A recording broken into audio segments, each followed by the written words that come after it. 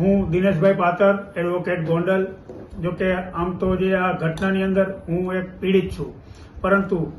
ગુજરાતભરના આગેવાનો દ્વારા જે મને સાથ સહકાર આપીને જે મારી પર દમન ગુજારવામાં આવ્યો, ખોટા કેસો કરવામાં આવ્યા, એ બદલ જે અવાજ ઉઠાવવામાં આવ્યો સમાજ તરફથી અને 18 તારીખે જે સંમેલનનું જે હુંકાર કરવામાં આવ્યો એનો પ્રતિસાદ ખૂબ જ સારો મળ્યો. અને મને ક્યાંક ને ક્યાંક એમ લાગ્યું કે હું એકલો નથી, મારી પાછળ તો આટલા બધા બોડી સંખ્યામાં મારા સમાજના યુવાનો અને આગેવાનો ઉભા છે, એટલે મને 100% ન્યાય મળશે. અને આ અવાજના કારણે સરકાર ક્યાંક ને ક્યાંક બેકફૂટ ઉપર આવી અને એમના અધિકારી એટલે કે રેન્જ આઈજી સાહેબને સૂચન કરવામાં આવ્યું અને રેન્જ આઈજી સાહેબ દ્વારા એસપી સાહેબને કહેવામાં આવ્યું કે ભાઈ એમના આગેવાનોની મીટિંગ કરી એમની શું માંગણીઓ છે સાંભળો, પોઝિટિવ હોય તો એ માંગણીઓ સ્વીકારો. અમને એને આજ રોજ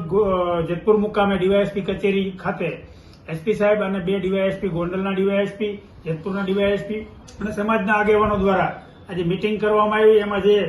સમાજના આગેવાનો દ્વારા જે મારી 2 માંગણીઓ છે કે મારી ઉપર ખોટા કેસો કરવામાં આવ્યા, એ કેસોમાંથી મને રિમૂવ કરવામાં આવે અને